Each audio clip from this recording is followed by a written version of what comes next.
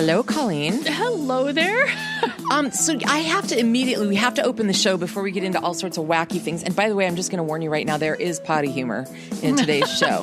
Literally. Well, I spent the morning dealing with my cat's potty stuff, so it all works out just fine. Perfect. I want to hear about your vacation. Tell me where you went and how it was. We went... first of all, we took my daughter and my guy and I. We went to Chicago because my daughter had a orientation. Mm-hmm. Then I flew my kid back home, and then we got in the car and we started driving what's left of Route 66. We got as far as Albuquerque and then worked up to Santa Fe because the Route 66 went through there at different times, mm-hmm. and that's about as far as we could get, and then headed home. And it was really fascinating and highly depressing. Why depressing? The interstates have destroyed these small towns. When we didn't have the interstate system, cars went through these towns, and they are ghost towns. Oh. It's just full towns, small towns with nothing left. No kidding. There's a few here and there that happen to be at the exact right spot where many people had to go to the bathroom or get fuel, depending on cars. But for the most part, you're just like, and some of it, there was like old hotel signs and just shut down buildings and old cafes. Everything just doesn't exist anymore. Wow. But the buildings are still there. It wasn't like pioneer times when they put the railroad in, then everybody put their log cabins on skids and slid it across the ice. You've got the infrastructure and the plumbing. And I'm like, oh my God. So, visually it was fascinating, mm-hmm. but it's not like you wanted to get out and take pictures because it's like destruction porn. It felt highly invasive. Okay, sometimes, to be looking at something. To be going through these roads because there's no reason for a car to be going down the street at all. There's nothing left. Yeah. So I'm obviously and we're not the only people. There are lots of people that do this. And if you're going to do this, you want to start in Chicago because all the books pretty much start in Chicago and go to California. Okay. It'd be really hard because the books are really good once you're on 66, but if you have to veer off of it because you want to find a hotel or anything like that, it's hard to find it again. Oh, okay. Mm-hmm. Well, it was fascinating, and there were a lot of cows and baby cows because, of course, we're going through Illinois and Missouri and Oklahoma and Texas and, Mexico and stuff like that. Just, think of the song. That's what we're doing. Yep. And sometimes you are on the interstate. There's nothing left of the old. And sometimes you're running parallel or you're going through or they've taken over and it's become State 66 versus US 66, or it's the main street now, of towns of the few that have sort of survived. But it was really strange. And I kept driving because there are things that I know about from Chicago to Santa Fe now. You can get a good taco anywhere. There are tacos everywhere. Oh, yeah. 2, you can get CBD oil or pot almost anywhere because the amount of... Either there's dispensaries or CBD stores between here and Santa Fe, no matter what you could do. Mm. And that there's still a lot of flooding out there. But really, it was tacos and CBD. There are a lot of tacos. Americans love their tacos. Oh, dude. Almost every... do. Because I managed to eat in non-chain restaurants, except for one time on the way back, because if you're traveling on the 4th, it's a little tough. Not a lot of stuff's open. Yeah. We had stopped at one of the gas stations that had a cafe in it, and I had one of their sandwiches. So it was sort of like chain, but not really, because it's made right there. Yeah. So it's not too bad. So it was all mom and pop places, and almost every single one of them had diner food on one side. Oh, yeah. And Southwestern or Mexican on the other. So what was your favorite place on the whole thing? Honestly, I really, really enjoyed Santa Fe.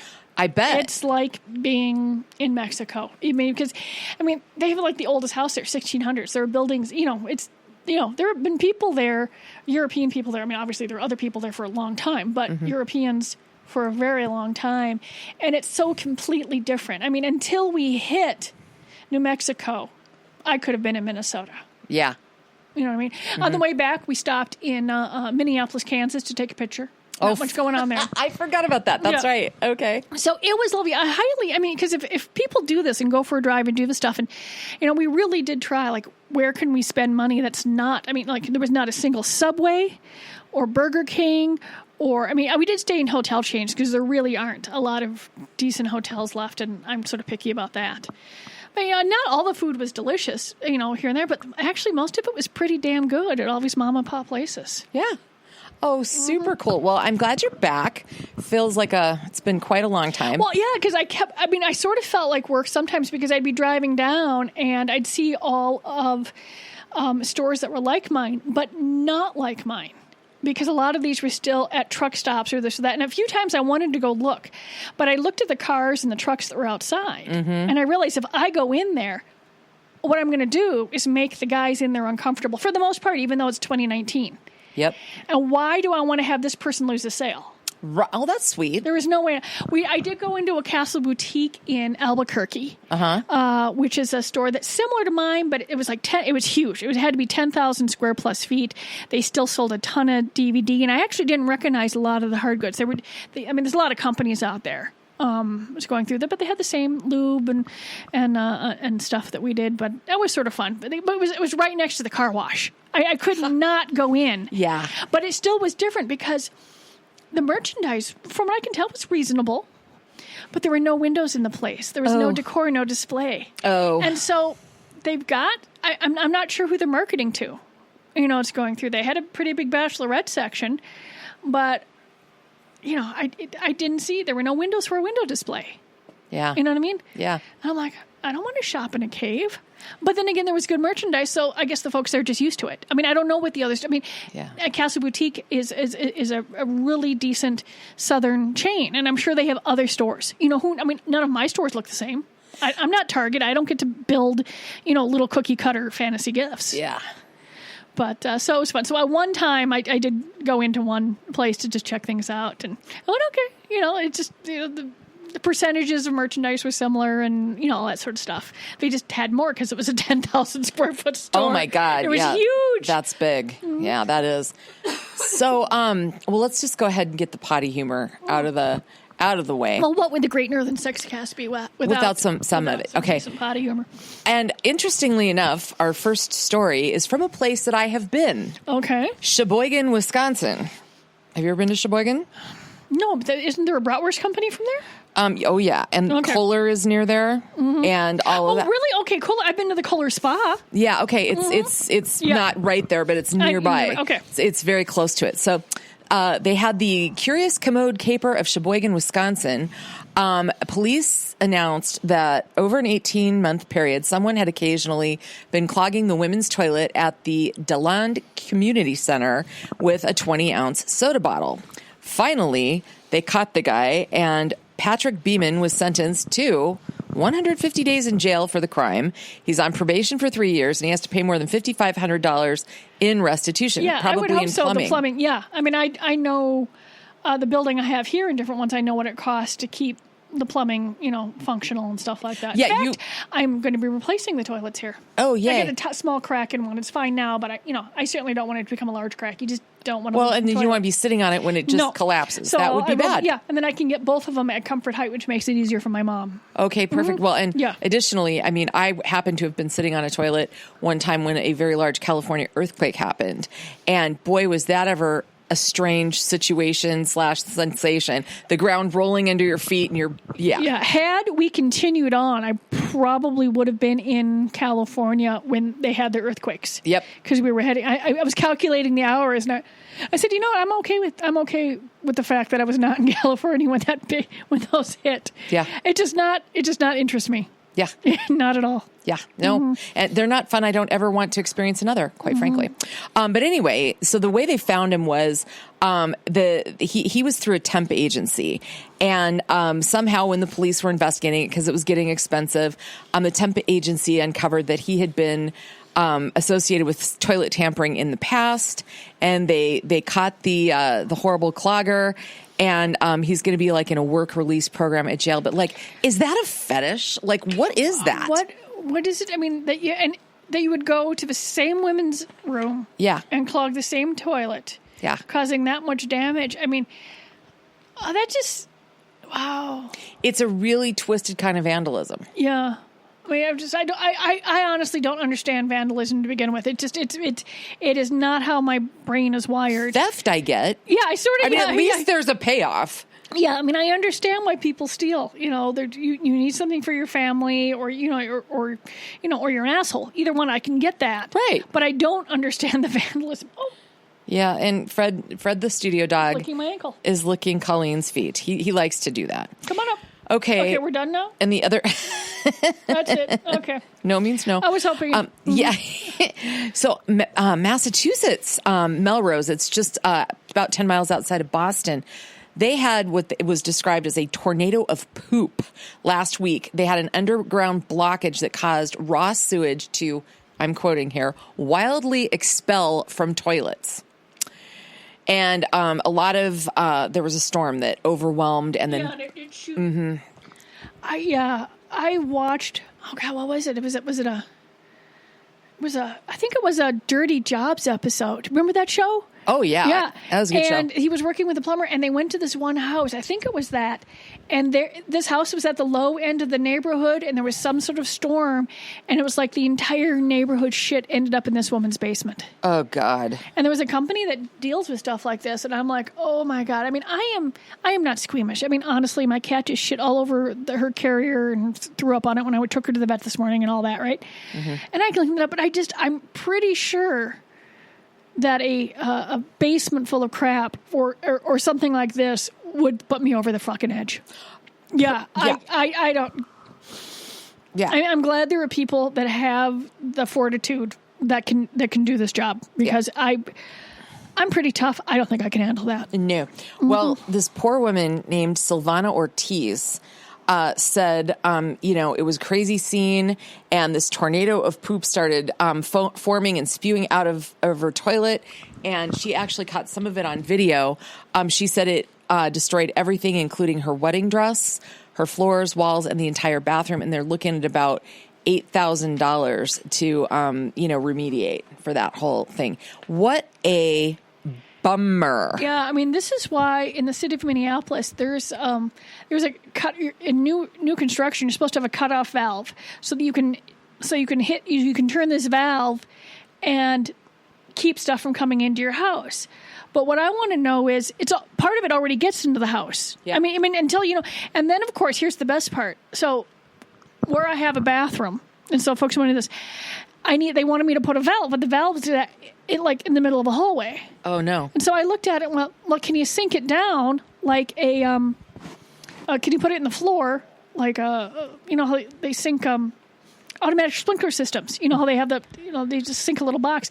So it's in a box in the floor, and there are 6 screws. So there's going to be a fair amount. Now this was perfectly to code. They just needed the damn cutoff valve. Mm-hmm. The fact that it's practically inaccessible makes no difference. Right. They just, yeah. Because, to me, it would have made sense to put the cutoff valve over where the water comes into the house in the unfinished part of the basement. I don't know why it needed to be where the hell they wanted to put it. That's bizarre. And then the fact that, that I could, put it in a panel in the ground. So they just jackhammered a hole, and they put the stuff in. Okay. Yeah. So I have a question for you. I put my coffee too far away. What's the biggest wedding party you've ever seen? Well, I've seen pictures of pretty large ones, but 4 or 5 people is the most I've ever been involved in or seen. Stuff like that. Okay, so this chick, Casmi Carter, she got married in June in Destin. She had 34 bridesmaids. Was she in all of their weddings and she made them stand up for her? No, it wasn't like that. Oh, okay. Because that's a movie or something. The bridesmaid. Yeah, 27 dresses. Yeah. Yep. So this one, she is, she also has 6 sisters. Okay, so she's so there's the problem right there. So if you have any brothers, so you've got your sisters, your sister-in-laws, and if any of them, depending how old you are, some of her sisters, if they're older, could have... Yeah, so I could see how getting to a dozen would be almost nothing right there. Right. Well, so basically she has a bunch of friends. She's a mentor, and she's big into women's empowerment groups. And she said she originally wanted 50. And her husband was like, oh my God. But what she did was she broke them up into groups. So none of them were aware quite of how big of a group they were until the big day. And so this is kind of funny. So I'm assuming there weren't 34 groomsmen. I don't think so. But it says they arrived at the beach with the neutral beach dresses and bathing suits that she asked them to bring, and they saw the massive wedding party, and they thought it was really great. And she got on Inside Edition. She's got all these Instagram flowers. So yeah, it's kind of funny. Honestly, I'm very thrilled with the fact, to some extent, one of the reasons I'm glad I have never gotten, or have no intention of getting married at this point, is I have no idea who would stand to my right. I mean, yeah. I mean, yes, I have my sister, and but I mean, it's like, oh my God, because I have friends since ninth grade. Yeah. And then I met folks out at the Renaissance Festival, and I mean, these are family. Right. I can't pick between them. So at that point, everyone would be standing to my right, and no one would be in the seats. Yeah.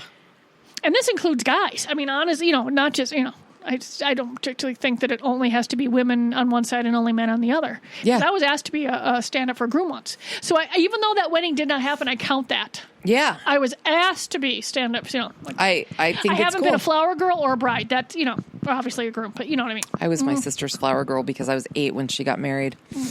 I bet the pictures are adorable. I was actually kind of cute little kid. Pretty innocent looking. Okay. I think it's safe to say that the Middle East, at least parts of it, can be considered to be somewhat of a humorless place at times. Especially when it comes to, women, right? Well, Right. I'm just guessing. Just saying. So if something like this was going to happen, the fact that it happened in Pakistan makes it probably 11 times funnier than it would have normally been. Okay. So here's what happened. So this Pakistani politician live streamed a press conference, okay? And long story short, somebody accidentally turned on a cat filter. So the whole thing, him and all of the other people up on the panel had pink ears and whiskers. You can do this on live streaming? Yes. I'm so old. I don't understand half this stuff. Yes. Oh. Yeah. So you can Google that and see if you can find it, but they couldn't fix it. It was already out there. So I think that's what we've got here is the fact that these poor guys had their male egos poked out a little bit here because they had kitty cat ears and whiskers. Yeah, and noses. Come on, that's funny. It's damn funny. That's great. If you can't, the proper response to something like that would be, well, next time let's use the puppy filter. Right. That's honestly, that lends a lot to the fact that not only, are there a crap ton of stereotypes for women in most of the world, there's also a shitload of stereotypes and certain things that guys have to, do. Yeah. And it would have been a lot better if they said, whatever. Yeah. But yeah, they probably just were, too embarrassed by being kitty cats. I think it's classic. Florida man. We need to Google for one of the next shows to see whether or not that Florida man thing happened. Yeah, we do. For that, we got to keep remembering because I For a think minor it was league supposed to be baseball like June or July, and by the time Yep. Well, this is more of the domestic violence sort of thing. He got arrested for pelting his girlfriend in the head and face area with sweet and sour sauce packets because he was angry she bought the wrong food from McDonald's. What's wrong with people? I don't know. It's very strange. I don't eat at McDonald's anymore. My middle-aged gut can't handle it. And I've never understood the sauces. They're all sort of weird tasting. And they look different, but to me they sort of taste all the same. Mm-hmm, for sure. I don't know how to explain it, but they can be, there's all this selection of sauces. Yeah. And I'm not exactly sure what the difference is except for color. Yeah. Mm-hmm. Well, and by the way, this altercation happened at a motel that they were staying at. But here's the hilarious thing. Not really, actually. Mm-hmm. He had previously been charged with battery earlier this year involving the same woman at another motel. So these people have motel rage or fast food rage. I don't know. I'm not sure. This is a couple that should not be together. I'm not even sure. You read any advice column and they always talk about, going to see a counselor. There's probably not enough counselors in the world, but there's sometimes you're like, you just not be together. Yeah. You just not do that. Yes. I agree. Mm-hmm. I agree. This I just couldn't pass up. It really doesn't have anything to do with sex, but an attack squirrel housed in an Alabama apartment, was fed methamphetamine by its owner to make sure it stayed aggressive. He has since been rescued and removed from the alleged drug den following a bust at an apartment. And the man, identified as Ronnie Reynolds, was arrested at the scene, but they're looking for another suspect. The sheriff's office said that prior to the drug raid, officials were told that he kept an attack squirrel, but they didn't actually believe it. How would you know whether a squirrel was on meth or not? They're twitchy little suckers anyway. Right. What is squirrel on meth? Do I want to know what squirrel on meth looks like? No. And they released it into the wild, and the sheriff's office said in a statement there was no safe way to test the squirrel for meth. So they just let him to go out into the wild with withdrawals all by himself. Okay? Not even a little squirrely, what's that stuff? No, not methadone? Methadone. Narcan, yeah. No, Narcan is the stuff you take when you OD. That keeps going. No, you cannot open up the paper without hearing about the OD rate on opioids, which is a hard word for me to say. It is a hard word to say. Which really sucks because I know people that are in serious chronic pain, and because other people are ODing and being idiots, other folks can't get appropriate pain meds.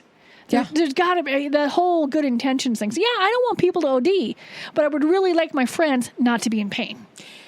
Yeah, they've really screwed this situation up. Yeah. And that's the pharma companies and the doctors. And I watched a doctor be interviewed about that, in fact, and I was fascinated at what he said. He said that the medical community went through this whole thing where if you spoke out against opioids back when this whole thing was ramping up, people considered you non-compassionate. And he said, I saw this thing, the potential for this, and my colleagues thought I was behaving inhumanely. And, so there was a culture thing within the medical profession. You see what I mean? And that's probably how the pharmaceutical reps probably framed it. Yep. But there are people with rheumatoid arthritis and long-term nerve and pain issues. And, and I understand that, that someone who's prescribing a lot, or if someone goes around and has 3 or 4 prescriptions with different doctors, we got a problem. But then there needs to be some sort of pain management for these folks. Yep. And then, how you keep them out of folks that are abusing them versus folks who legitimately need them.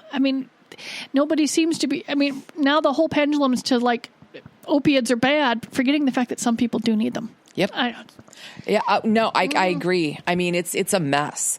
They have made a mess of this and people's lives. So I don't know how it works. I'm so disturbed by what I'm about to tell you. Oh, no. So disturbed. Apples, pears, hourglasses. There's a new body shape that's taking social media by storm. Do you know what it is? I have no idea. Is it toothpick? The wisdom tooth. And it's this dental look. It's characterized by a very large bottom and spindly legs. And wouldn't you have to have pretty big shoulders too? Is it for guys or for gals? Gals. They're Kim Kardashian, and there's a couple of names I don't know how to produce, but they're coveting this look. And this personal trainer is saying that the stars have gone to great lengths and will work out on a daily basis to achieve this look. And it says squats, lunges, hip thrusts, deadlifts will help shape the glutes and thighs if performed on a regular basis. But it's a pretty extreme version of the hourglass, which boasts a slimmer waist and larger hips. So, whatever. That's very strange. I used to know a couple of guys years ago that had the skinniest legs, but they just loved working on their chest and arms and stuff like that. So they just look like these wedges. They looked okay in pants, but when you saw them in shorts, or some of them would wear, tights or this or that, because I knew them out at festival, you're like, the proportions are off here. Leg day every now and then, dudes. Yeah. Leg day. Leg day. I think that's smart. I do it that way. So now, I suppose this is not surprising. Virtual reality sex booths. So a German firm called Virtual Real Pleasure is manufacturing these booths about the size of a small bathroom. They're about $10,000 a pop. And so inside they have high-end virtual reality headsets easy clean faux leather chairs. I was about to say, can you just, hose it down and squeegee the sucker? Yep. Easy white floor, air conditioning, and LED lighting. And they are selling time for $1.26 a minute. So they're master. This is nothing more than a quarter movie booth. Just pretty much. Fancy. Yeah. So they use. You can do virtual reality like at your house. There's a lot of things that the internet has disrupted. There's just things you don't need to go out of your house for anymore. Right. And one of them is your porn. Pretty much. Unless, of course, if you live in Albuquerque, because they really had a lot of movies in this place. Really? We still sell a fair amount of movies. Nothing to what we did in the 80s and 90s, of course. Mm-hmm. But I'm sometimes, fairly surprised at the amount of DVD that we still sell. Okay. I think some people just like to be able to come in with $20 or $50 or whatever, buy a couple of movies. And then, there's no record, there's no tracking on your browser, there's no credit card anywhere. Obviously I check your ID and make sure you're over 18. Yep. And then, and when you're done with them, they forget, okay, that's $20 and they toss it. That's like, 2.5 lattes now at Starbucks. Yeah. I hadn't gone to Starbucks in a while. The drink I ordered, I don't remember ordering anything different, was like almost $7 for the tip now. Oh my God. Yeah. It's very strange. Okay. Oh, wow. That's okay. Yeah. Just so you know, you don't have to go to Germany to check out VR porn booths. They have them in Japan, South Korea, and the Netherlands as well. Yeah. I can't imagine that being able to be zoned anywhere in the United States. It's going to be, considered the same thing as a movie booth or anything like that. And those are not legal anymore. Well, they are, but there's a difference. There's on-site. That's considered an on-site adult business. Oh. See, if something is done on site, then that's different than which we fought and won several times, many times for Fantasy Gifts. You buy our stuff, you leave. That's it's no different than buying something on the computer in your house, or stuff like that. You buy, leave. You can, it's quite, but on site is different than off site. For sure. Stuff like that. And all the stuff is all the stuff is written that's legal is written for on site, which I'm actually not quite sure truly how constitutional some of that on site stuff is, but that someone else can fight that. Yeah. Yeah. Do you go to your happy place?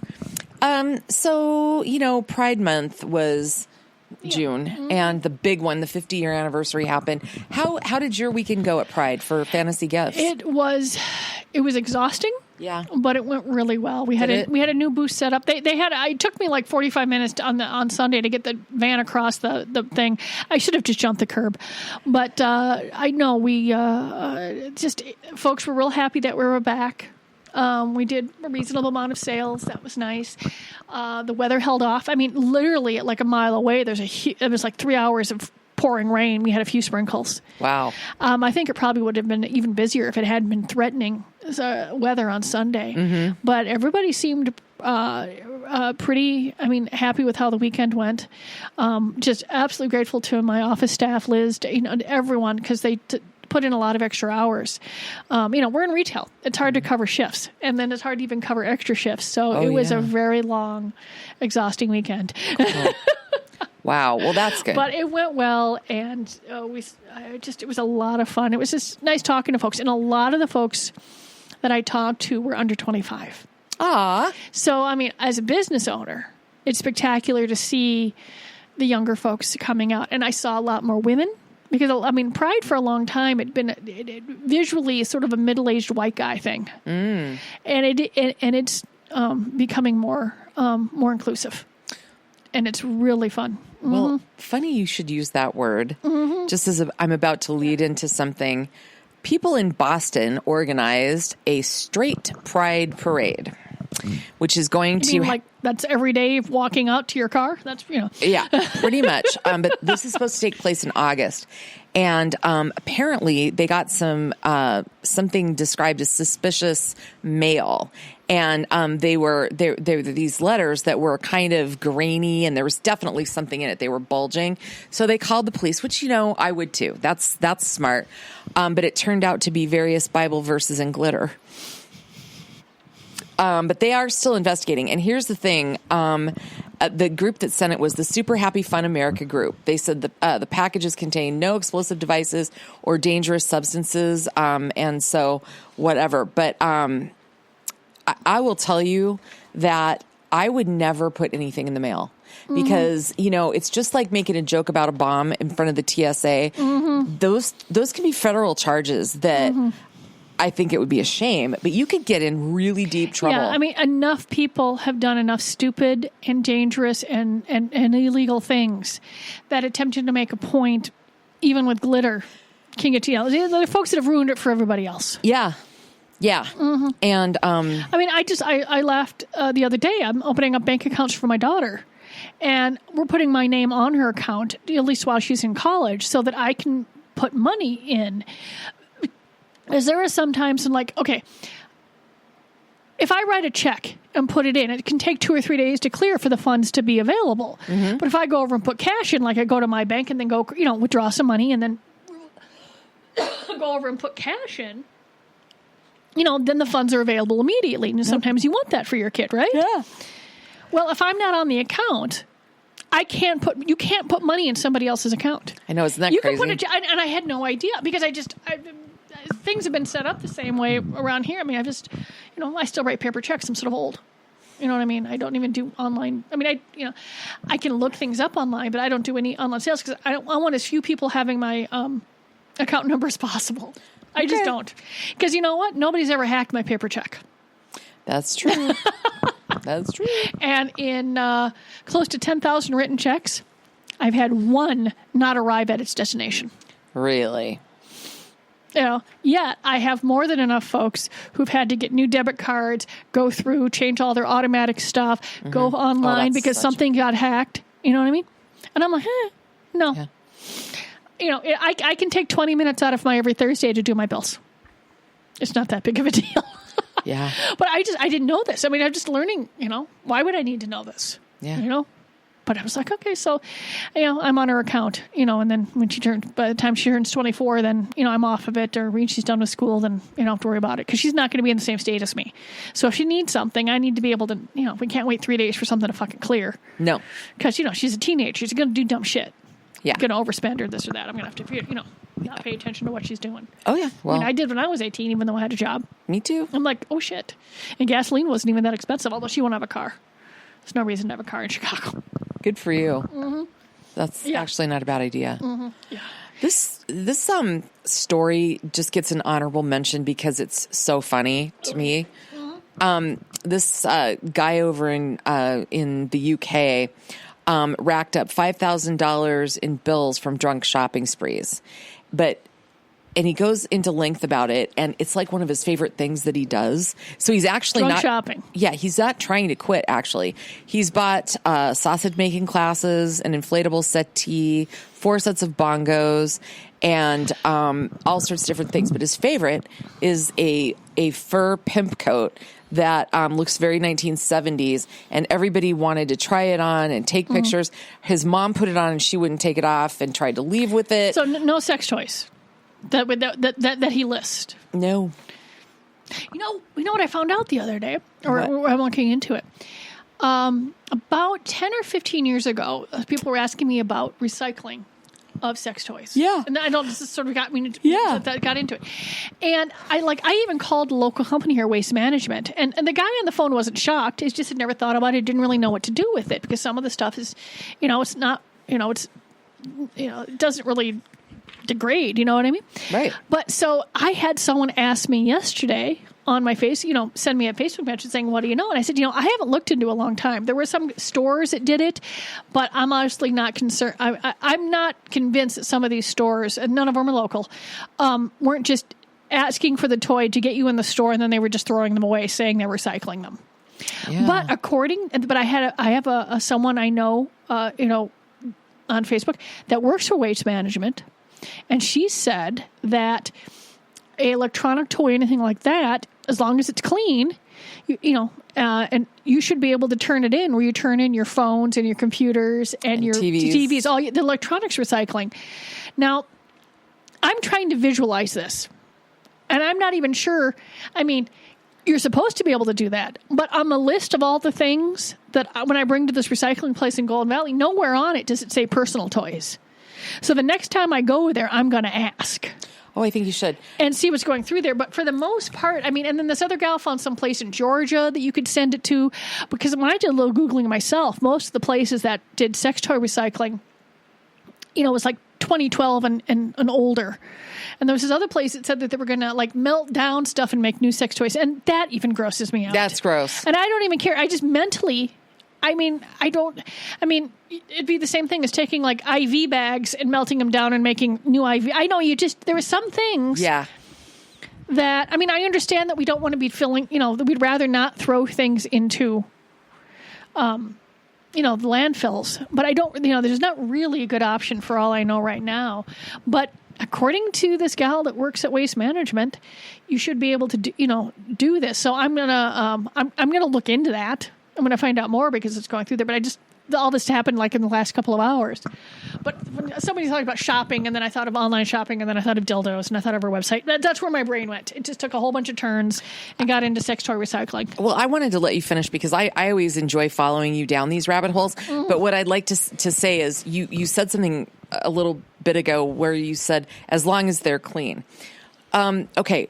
I get that. I mean, like, you don't want them, obviously, like, with chunks of things hanging off of them. But how much does it really matter how clean? I mean, they're being thrown in to something and crushed up. Like, I don't know. Yeah, but human hands still have to separate the plastic from the wiring, the silicone cover off the motor. Okay, that's what they're talking about. Someone will be separating all of those parts. Got it. Mm-hmm. Okay, perfectly rational, but I'm just sitting here going... Especially the ones that are like rechargeable and have USB ports, stuff like that. So that's what I'm... But I mean, honestly, the next time I go to this one place in Golden Valley that I go to, I'm going to say, okay, this is what I heard from West... I'm going to confirm with them. And I'm going to go over there and I ask. Because, I mean, I'm not going to collect them. I want to be environmentally sound, but I'm not going to ask my employees to deal with... old sex toys. No. If someone wants to, bring them over and figure it out, I get that's fine. But I just can't. It's. Yep. I mean, even after this many years, this is why we don't take returns, right? Because I don't want anyone to possibly ever think that anything on my shelves, whoever was used. Right. Yeah. I mean, and then the stuff I bring it from the, stuff, like we'll test things or we'll do something. If something doesn't work, it never leaves this, if I bring something over there, it's never left my office, never left the warehouse, never left a store. Yep. But, okay. So. No, that's cool. ESA, I'm looking into it, but there really isn't that many viable options for that. So. Yeah. Well, no, it's kind of an odd thing. Okay. So this next story is like, are you kidding me?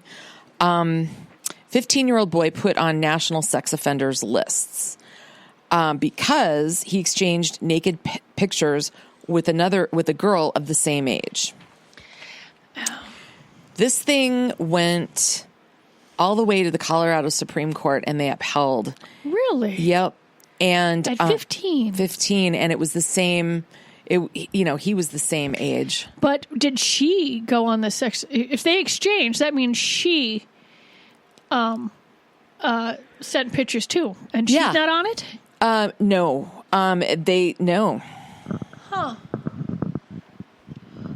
That doesn't seem right. I mean, okay.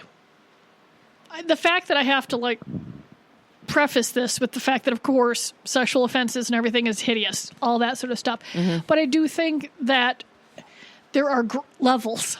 Oh, for sure. And I'm just not sure that 15-year-olds exchanging nude pictures, unless, of course, there was some sort of, even if there's the brain's not done yet.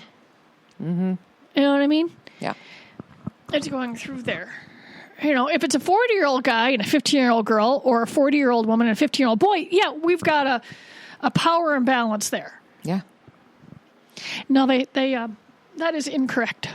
They've screwed that up, and I don't know if it goes to the current Supreme Court, whether or not they actually might have some luck, because they're not, we do happen to have folks that are, sexual assaulters on the Supreme Court, so they might want to, throw that out. Never know. Mm-hmm. Never know.